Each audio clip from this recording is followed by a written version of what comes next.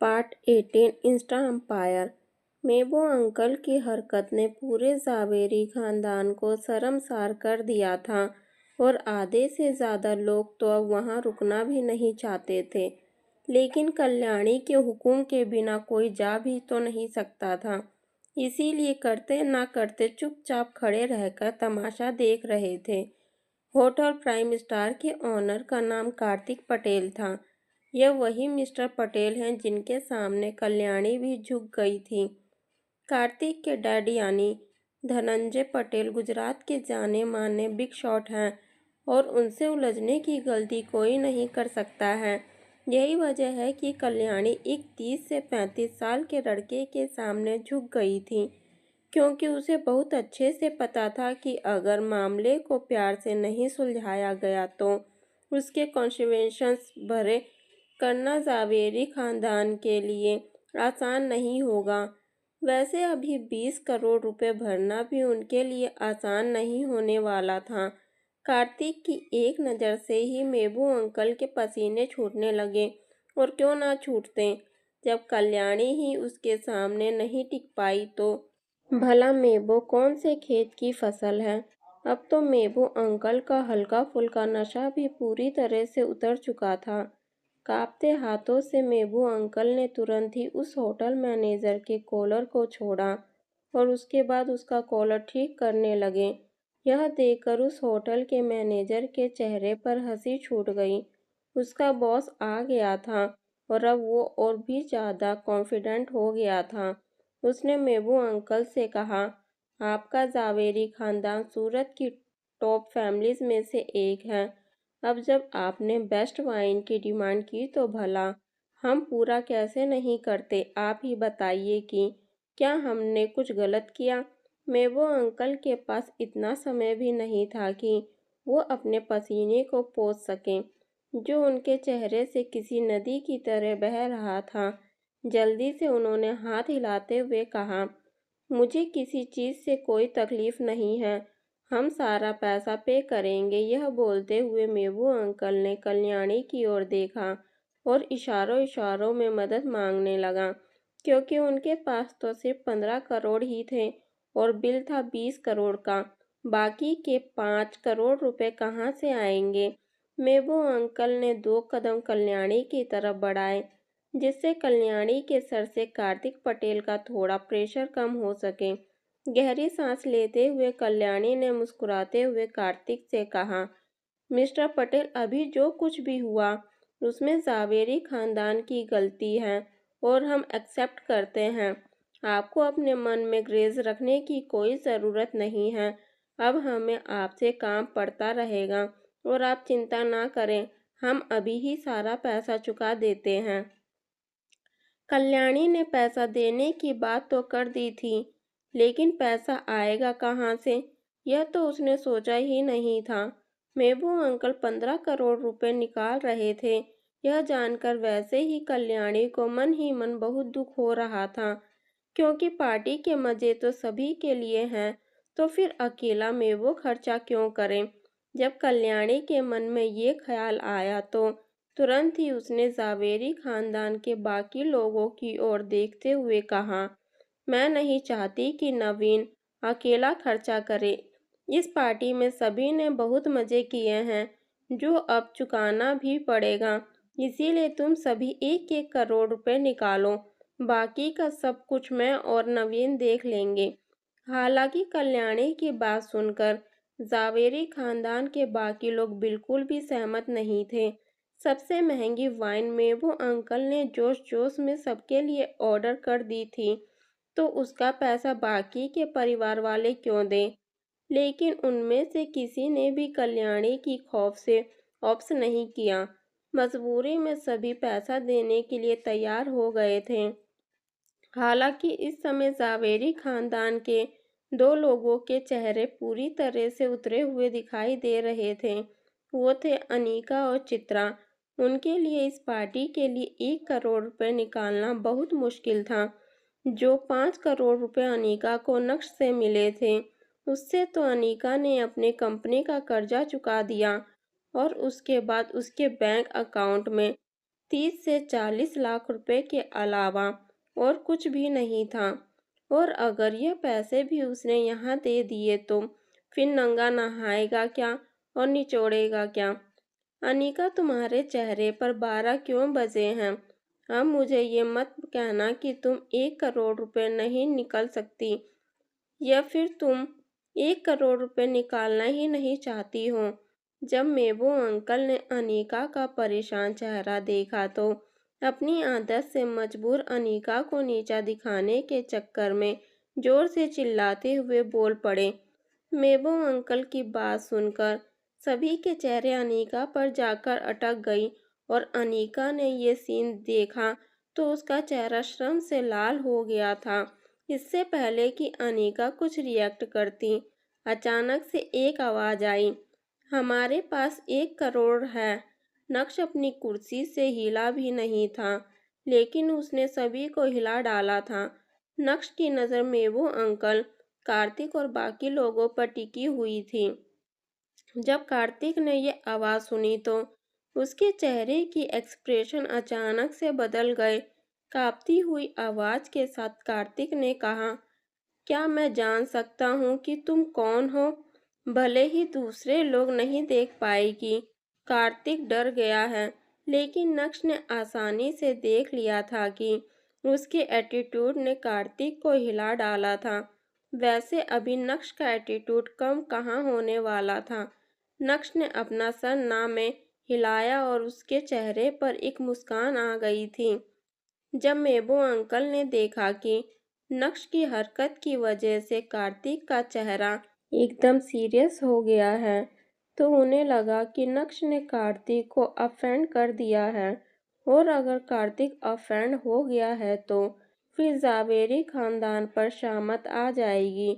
यही सोचते हुए तुरंत ही मेबू अंकल ने कहा, मिस्टर पटेल, ये आदमी हमारे परिवार का दामाद है, लेकिन ये किसी काम का नहीं है। इसे अमीरों के साथ उठने और बैठने की आदत नहीं। अगर आपको इसका बिहेवियर पसंद नहीं आया तो आपको इसके साथ जो करना है आप कर सकते हैं। इससे हमारा कोई रिश्ता नहीं। बस मुझसे और जावेरी खानदान से कोई ग्रेज मत रखिएगा। दफा हो जाओ। कार्तिक ने मेबू अंकल को घूरा और अपना हाथ हिलाते हुए उन्हें साइड में कर दिया। उसी समय नक्श भी अपनी जगह से खड़ा हो गया और शांत आवाज में कार्तिक को देखने लगा। धीरे धीरे कार्तिक के चेहरे पर खुशी और एक्साइटमेंट दिखने लगी थी। उसने 7 सालों से नक्श को नहीं देखा था और एक्सेप्ट नहीं किया था कि आज उसकी मुलाकात कुछ इस तरह होगी। लंबे समय से तुझे नहीं देखा। नक्श ने मुस्कुराते हुए कार्तिक को देखा। उसके एक्सप्रेशन काफ़ी रिलैक्स्ड और नेचुरल थे। यह सीन देखकर जावेरी खानदान पूरी तरह से शॉक्ड था और नक्श ने उन सभी को पूरी तरह से इग्नोर कर दिया था। कार्तिक के कदम जल्दी से नक्श की ओर बढ़े और उसने नक्श का हाथ पकड़ते हुए कहा, क्या सेठ जी, आप बड़े क्या हुए? आप तो हमें भूल ही गए। सेठ जी, यह सुनकर वहां मौजूद सभी लोग चौंक उठे। क्या नक्श कहीं का सेठ है? लगता तो नहीं। किसी एंगल से नहीं तो फिर कार्तिक उसे सेठ जी क्यों कह रहा है? सभी के मन में कुछ ऐसे ही सवाल आ रहे थे। प्राइम स्टार होटल का मैनेजर, जो इतने सालों से कार्तिक को फॉलो कर रहा है, उसका मुंह भी खुला का खुला रह गया था। उसने कार्तिक की ओर देखा, जो पूरी तरह से अपना कंपोजर खो चुका था। यह देखकर वो अपनी आंखों पर यकीन नहीं कर पा रहा था। ये वही बॉस है जो किसी से सीधे मुंह बात तक नहीं करता है। होटल मैनेजर के मन में ये सब सवाल उठने लगा था। अब मैं कहीं का भी सेठ जी नहीं रहा मिस्टर पटेल, मुझे सिर्फ नक्श कहकर बुलाओ। नक्श ने तुरंत ही कार्तिक को गले लगाया और उसके कान में फुसफुसाते हुए कहा, अगर किस्मत की बात करें तो बहुत ही अनप्रेडिक्टेबल चीज़ है, कभी भी बदल जाती है। और देखिए आज क्या हुआ। जब कार्तिक के कदम बैंकेट हॉल में पड़े तो नक्श ने उसे दूर से ही पहचान लिया था, लेकिन उसे ये नहीं पता था कि इस सिचुएशन को फेस कैसे करना है। इसीलिए वो अपनी जगह से नहीं हिला और ना ही पहले कुछ बोला। अगर मेबू अंकल अनीका को एम्बैरस नहीं करते तो शायद नक्श कुछ बोलता ही नहीं और उसकी मुलाकात भी 7 साल बाद कार्तिक से नहीं हो पाती। जवानी के दिनों में नक्श ने कार्तिक की जान बचाई थी। कार्तिक स्कूल के समय से ही काफी बदमाश था और गलत आदतों का शिकार बन गया था। उसकी ऐसी ही एक गलत आदत ने उसे मुश्किल में डाल दिया था। कार्तिक के सर पर मौत की तलवार लटकी हुई थी और अगर सही समय पर नक्श अपने बॉडीगार्ड के साथ नहीं आता तो क्या कार्तिक जिंदा नहीं होता। और अगर आज कार्तिक जिंदा नहीं होता तो सूरत शहर को प्राइम स्टार जैसा लग्जरियस होटल भी नहीं मिल पाता। कार्तिक की हरकतों की वजह से पटेल खानदान ने उसे घर से निकाल दिया था। ऐसा नहीं है कि उस समय कार्तिक के पास पैसा नहीं था लेकिन इतना नहीं था कि वो अपने पैरों पर खड़ा हो सके। उस समय नक्श ने कार्तिक को 10 करोड़ रुपए की मदद की थी। आज से 7 साल पहले 10 करोड़ की कीमत यानी आज की 25 करोड़ रुपए के बराबर है। नक्श ने एक्सेप्ट नहीं किया था कि उस 7 सालों में कार्तिक इतना कुछ अचीव कर लेगा। यह देखकर नक्श को हैरानी भी हुई थी और अपने दोस्त के लिए खुशी भी।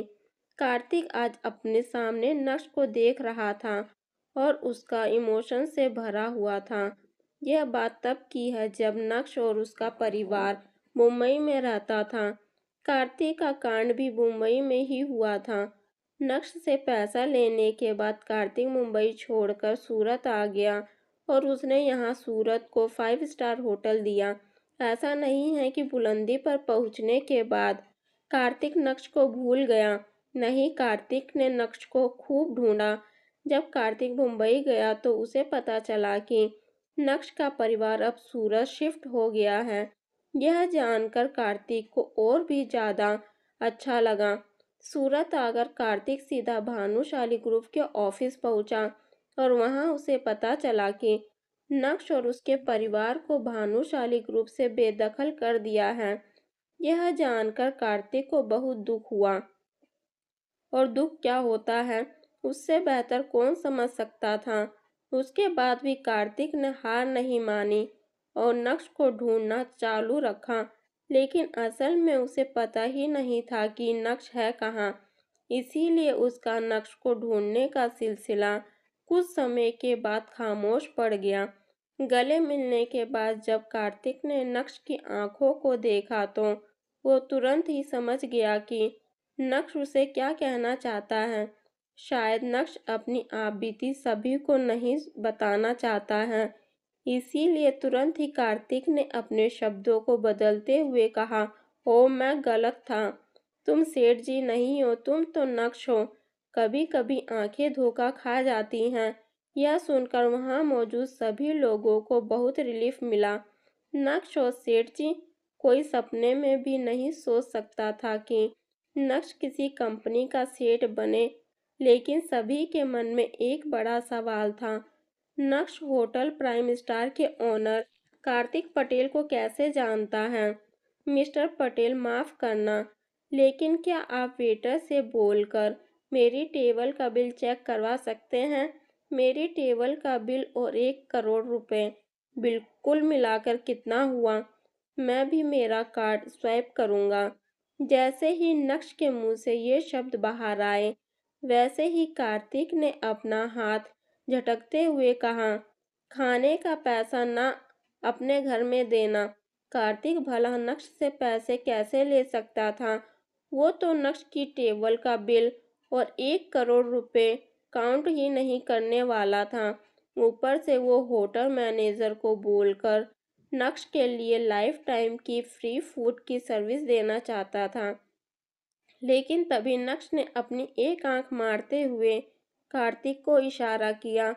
नक्श के इशारे को कार्तिक तुरंत ही समझ गया। लगता है नक्श को छुपा रुस्तम रहने का बहुत शौक है।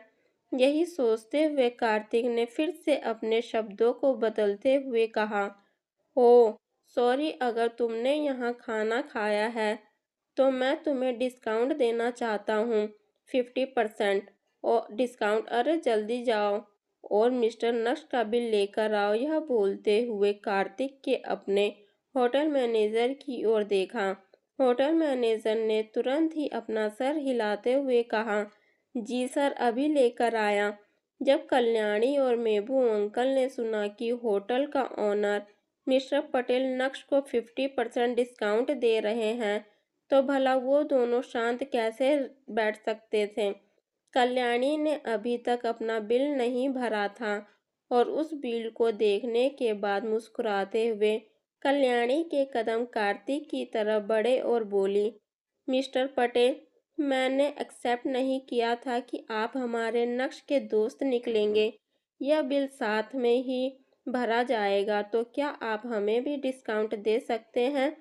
जिंदगी भी एक अजीब दास्तां है, एक पल में कोई पराया भी अपना कैसे हो जाता है। यह कल्याणी से पूछिए। और ये सारा खेल कौन खेलता है। पैसा, सिर्फ और सिर्फ पैसा। जिस नक्श को कभी पूछा भी नहीं जाता था, वही नक्श हमारा हो गया था। हा हा। कल्याणी की बात सुनकर कार्तिक की तरफ से कैसा रिएक्शन आएगा। क्या कार्तिक कल्याणी को भी डिस्काउंट देगा या कार्तिक जावेरी खानदान की क्लास लगा देगा। नक्श और कार्तिक की दोस्ती यहाँ से कैसे आगे जाएगी। आज जो कुछ भी हुआ, क्या उसके बाद अनीका का नक्श के प्रति नजरिया बदलेगा। अगर हाँ, तो फिर क्या होगा। क्या नक्श और अनीका एक हो जाएंगे।